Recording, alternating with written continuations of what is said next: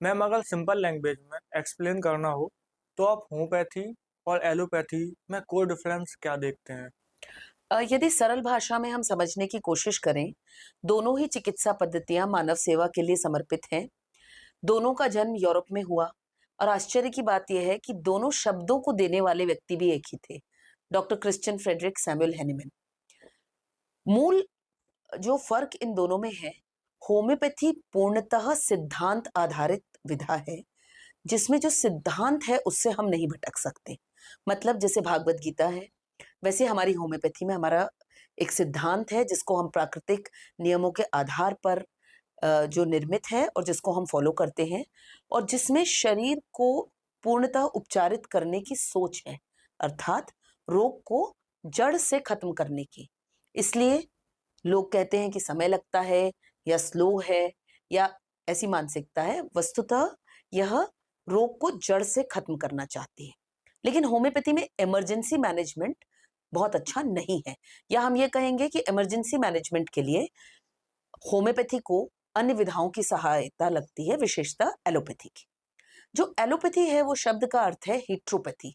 एलोस मतलब हीट्रो, तो हीट्रो मतलब विभिन्न सिद्धांतों के आधार पर चीजों को समग्र रूप से एक स्वरूप दिया गया और मल्टीपल प्रिंसिपल्स से पेशेंट को क्विक रिकवरी की तरफ ले जाया गया। तो ये एक आवश्यकता बनी समय की, लोगों को समय कम था और कार्य के अंदर किसी प्रकार की व्यवधान ना है, अनुसंधान इसमें अधिक हुआ।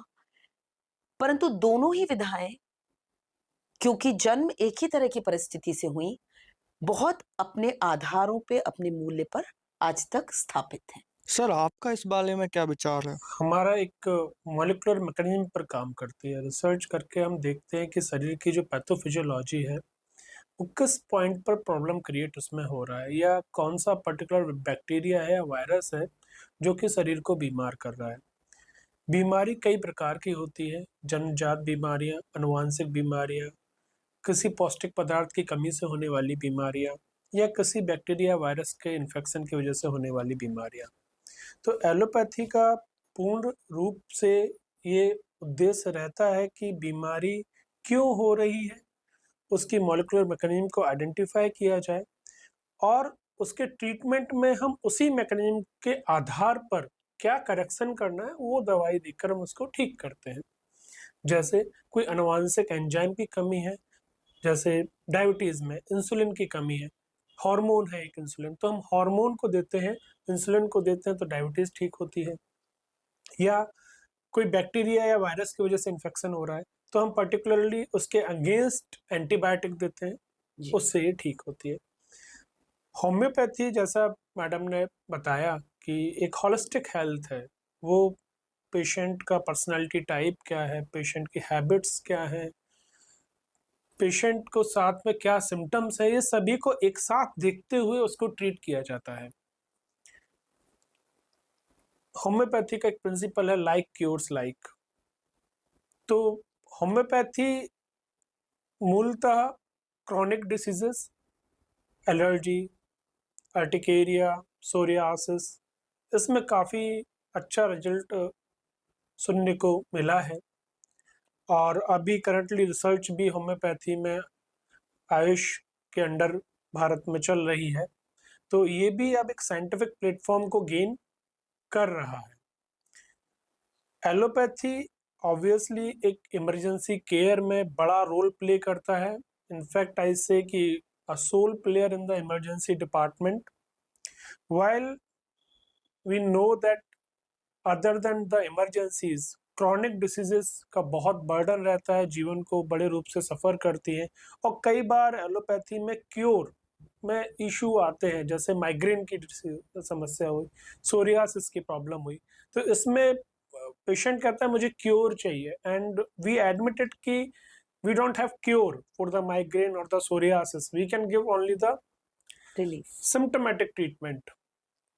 तो इस जगह जब हमारे लिमिटेशन सील होते हैं तो कहीं ना कहीं होम्योपैथी के रास्ते वहाँ पर खुलते हुए से लगते हैं। पब्लिक में परसेप्शन बना हुआ है कि एलोपैथी फास्ट काम करती है, जबकि होम्योपैथी रूट कॉज से काम करती है।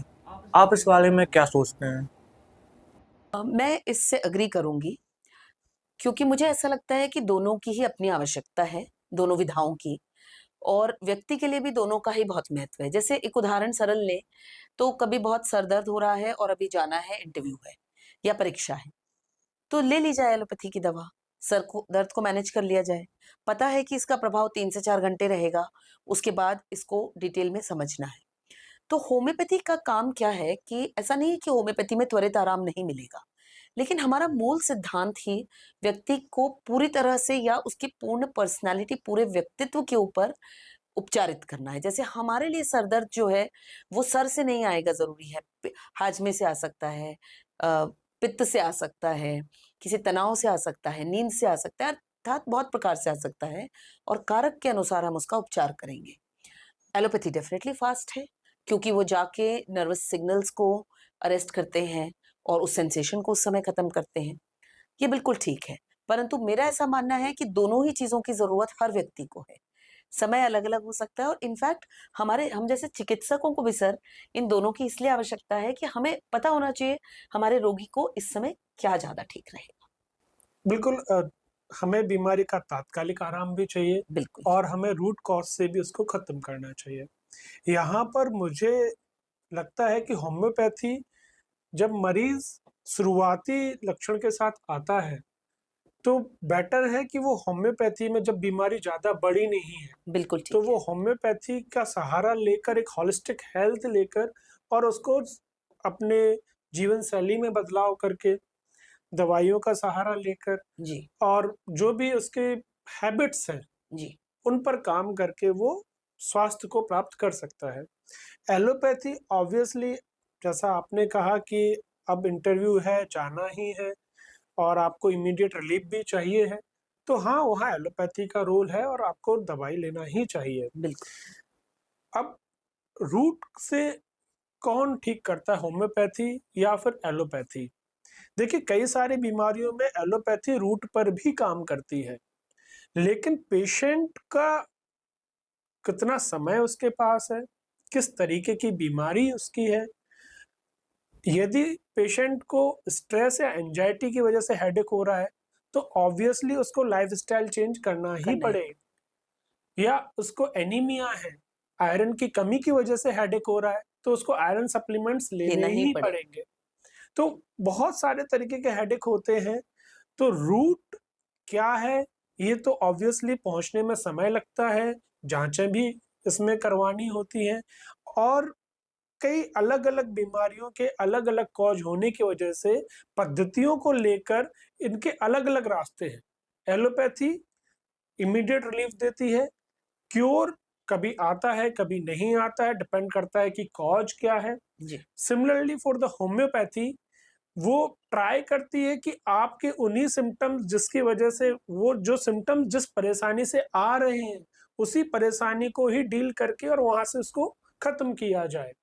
लाइक क्योर्स लाइक वाला जो कॉन्सेप्ट है, कि जो सिम्पटम्स जिस दवाई को देने से, जैसे एलियम सीपा जी। आप देते हैं, तो एलियम सीपा, आंखों में जब हम प्याज काटते हैं तो आंसू आते हैं, जी। वही एलियम सीपा हम होम्योपैथी में, जब कोई भी फ्लू का पेशेंट होता है, तो हम हे फीवर का जो पेशेंट होता है, तो जी। उसको हम आई ड्रॉप के फॉर्म में देते हैं। तो ये दोनों विधाओं का अपना अपना एक नजरिया है, और क्योर तो डिपेंड करता है कि बीमारी क्या है। होम्योपैथी उसको होलिस्टिकली लेती है, ऑब्वियसली समय के साथ काम करती है, जबकि एलोपैथी क्योर दे भी सकती है और क्योर नहीं भी आ सकता है, डिपेंड करता है बीमारी कैसी है। बिल्कुल ठीक सर।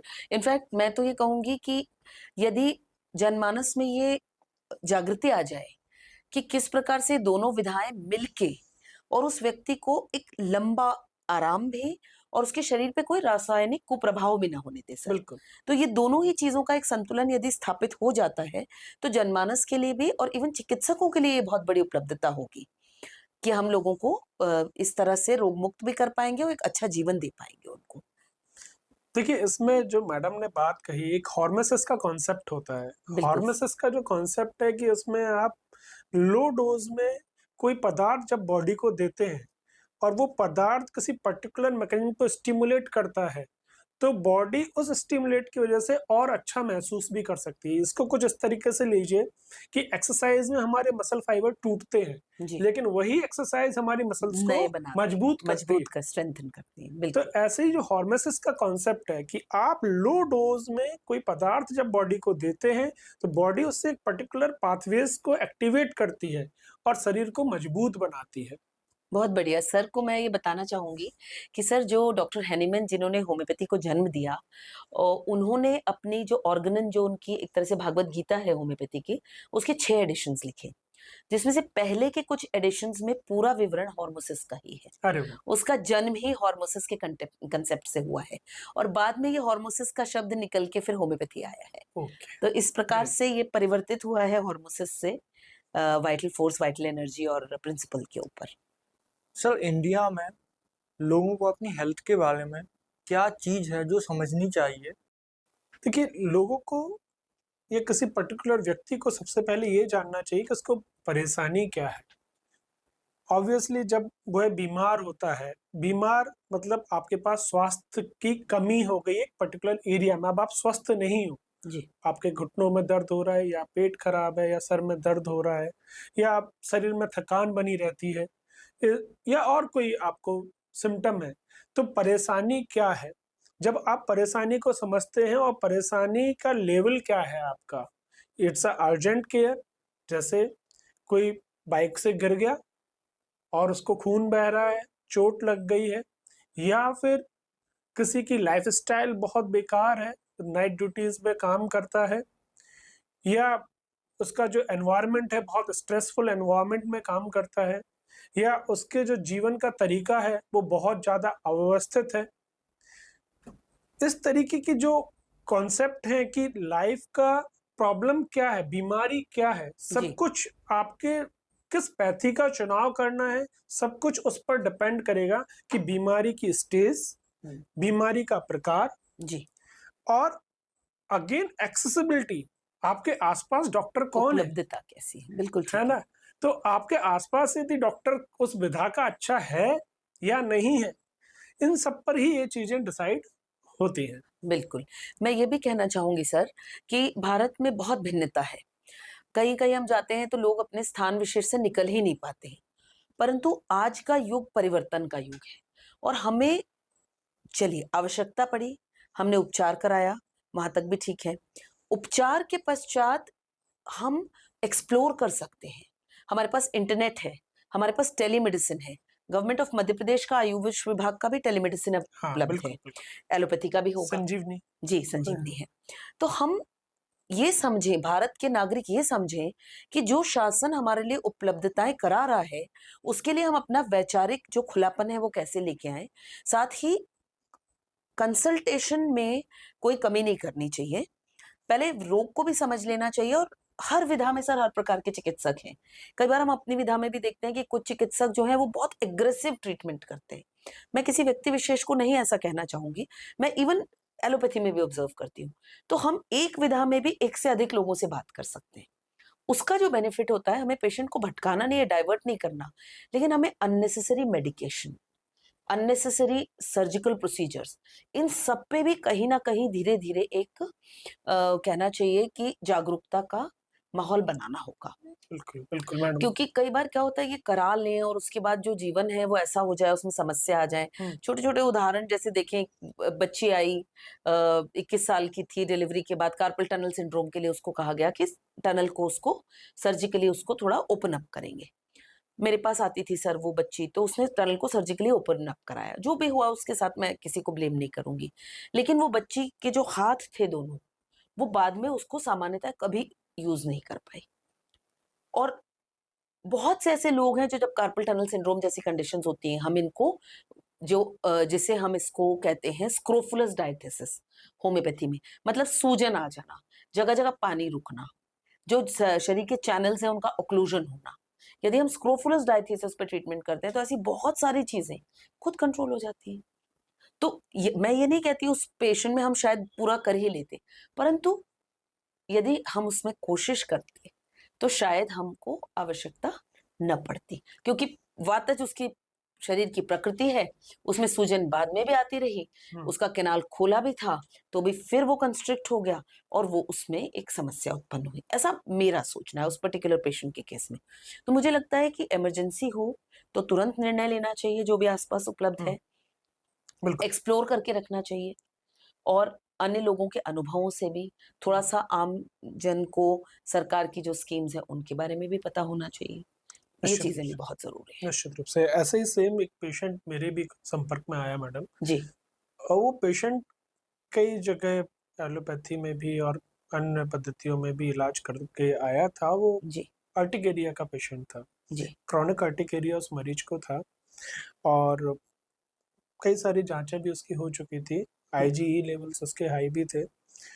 तो हमने भी उसको ट्रीट किया, जो जनरल ट्रीटमेंट होता है, एक जनरल फिजिशियन के लेवल पर जो ट्रीटमेंट होता है हमने दिया, और उसको कोई रिस्पॉन्स उस पर नहीं नहीं आया। आया। जैसे ही हम उसके स्टेरॉइड को रोकते थे, एंटीहिस्टामिनिक्स को रोकते थे, वो फिर से फ्लेयर होता वापस से अर्टिकेरिया स्टार्ट हो जाता था। जी फिर वो पेशेंट ऑब्वियसली फॉलोअप में लॉस हो गया, क्योंकि जब पेशेंट को आप आराम नहीं दे पाते हो तो वो चले चले जाते हैं। जाते हैं। जी फिर एक दिन वो पेशेंट संपर्क में आया, समहाउ उसने विजिट किया, तो मैंने उससे पूछा कि कैसे हैं आप, और आपकी जांच हो पाई आगे या नहीं हो पाई, क्या किया आपने, क्योंकि आउट ऑफ क्वेरी फिजिशियन को रहता है कि क्या हुआ बिल्कुल केस का। बिल्कुल सर। तो फिर वो उससे कहता है कि मैंने एक होम्योपैथी डॉक्टर को दिखाया, और हम्म, अब मैं एक डोज मैंने लिया है, उनका पूरा एक कोर्स किया, और अब मैं पूर्ण रूपेण ठीक स्वस्थ हो हूँ। गया। जी तो फिर मैंने भी उससे कहा कि मुझे भी इसके बारे में डिटेल आगे भेजना, कि हाँ कहाँ इलाज कराया, कैसे हुआ, क्योंकि ये फॉर श्योर कि वो केस ऐसा था हम्म, कि अपने आप तो क्योर उसको होने से होना रहा नहीं। नहीं था, क्योंकि वो यदि होना होता तो हो चुका हो होता बाय चुका। That time. जी सर। उसको ईयर लॉन्ग प्रॉब्लम थी, हम्म, वो मल्टीपल स्पेशलिस्ट को कंसल्ट ऑलरेडी डर्मेटोलॉजिस्ट को कर चुका था। जी Then he came to me. I have hmm, also written the antihistaminics, steroids and all, not responded. Hmm, IG levels high थे उसके। हम्म, देन वो लॉस हो गया फॉलोअप में, फिर समहाउ वो टकराया तो बोला कि मैंने होम्योपैथी में विजिट किया था, अब मैं ठीक हूँ। जी तो फिर एक बनता है कि हाँ, या पता तो बिल्कुल करें कि किस कौन है। यदि मेरे एक पेशेंट ठीक हुआ है, मैं 2-3 और रेफर करूंगा, जी यदि वो भी ठीक होंगे तो कुछ ना कुछ वहां से कंफर्मेशन हो जाता है कि बिल्कुल हाँ, ये जो एस्टेब्लिश ट्रीटमेंट है अभी। बिल्कुल सर। तो बिल्कुल ऐसे केसेस होते बिल्कुल सर, हैं जैसे आपने और हमें बताया मिलते हैं। सोराइसिस पे हमने काम किया, एम्स भोपाल भी हमारी एक पार्टी थी उसमें, और बहुत आश्चर्यजनक उसमें रिजल्ट्स आए, क्योंकि सोराइसिस का पेशेंट बहुत हताश होता है और बिल्कुल, उसको बहुत सोशल स्टिग्मा का सामना बिल्कुल, करना पड़ता बिल्कुल, है। निश्चित रूप से। और यंग पेशेंट में यदि हो जाए तो फिर उनको हुँ, लगने लगता है कि अब शादी नहीं होगी। तो सबसे पहले तो हम उनको समझाते हैं कि भाई ये किसी के छूने करने से नहीं फैलने वाला। हुँ, पहले तो सर जो सोशल स्टिग्मा है उस पे हमें बहुत काम करने हाँ, की जरूरत बिल्कुल, है। वो बड़ा लोगों को बैरियर, और लोगों को रोग नहीं परेशान करता, उसका स्टिग्मा एलिमेंट परेशान करता है। स्टिग्मा। और जैसे आप बता रहे हैं जो इन्फ्लेमेटरी मार्कर्स है, हमने 7 मार्कर्स पे स्टडी की सर। हम चकित रह गए, क्योंकि होम्योपैथी की दवाएं तो हम 250 साल से वही दे रहे हैं। हुँ, इस बार हमने मार्कर पढ़े, हुँ, और डेफिनेटली जब लीजन कम होगा तो मार्कर तो इम्प्रूव होगा ही। बिल्कुल, और उसमें ऐसा नहीं कि आप पूरे मार्कर्स ठीक चेंज हुए, हुँ, कुछ मार्कर्स ने नहीं रिस्पॉन्ड किया। ओके, तो हमें भी ये बात समझ आई कि जैसे एलोपैथिक चिकित्सा में ये लोग हर चीज को स्टैंडर्डाइज करने की कोशिश करते हैं, या हम ये कहें कि अनुसंधान आधारित करने की हुँ, कोशिश करते हैं, हुँ, ये हमारे लिए भी महत्वपूर्ण है, ताकि हम एक बहुत ओपन क्लोज ब्रैकेट में देखिए, एक बहुत ओपन अप्रोच में बता सकें कि ये हमारा स्पैन ऑफ एक्शन हो सकता है बिल्कुल, और व्यक्ति लाभान्वित होता है। निश्चित रूप से सर रासायनिक जो केमिकल इंटरफेरेंस है वो होम्योपैथी की मेडिसिन में नहीं है। एग्रवेशन नहीं है, ये मैं नहीं कहूंगी, एग्रवेशन हो जाता है अगर सही डोज ना दी गई हो, या पेशेंट की को जो केस टेकिंग की प्रोसेस में गलती कुछ हुई हो, तो एग्रवेशन हो सकता है। लेकिन हाँ, जो क्रूड केमिकल कंपोनेंट का लोड जो नुकसान कर सकता है, वो एलिमेंट होम्योपैथी में नहीं है। ऑब्वियसली होम्योपैथी में ये भी मेरे सुनने में आया है कि जितना आप दवाइयों की इंटेंसिटी बढ़ाते हैं, उतना उनका डाइल्यूशन बढ़ता जाता है। बढ़ता जाता है, तो एनर्जाइज होती रहती है, हाँ, पावर तो बढ़ती रहती है उससे। एग्ज़ैक्टली, तो इनफैक्ट यदि हम कहें सिंपल लैंग्वेज में, तो होम्योपैथी में हाई डोज का मतलब है कि लेस उसमें मेडिसिन। मेडिसिन का अमाउंट उतना ही कम होगा। जी बिल्कुल ठीक कह रहे हैं सर ने तो बहुत होम्योपैथी पे तो भी अनुसंधान किया हुआ है, गजब, बहुत तो बढ़िया। Obviously homeopathy you can say जितना हाई डोज उतना safe. Yes sir, you are right.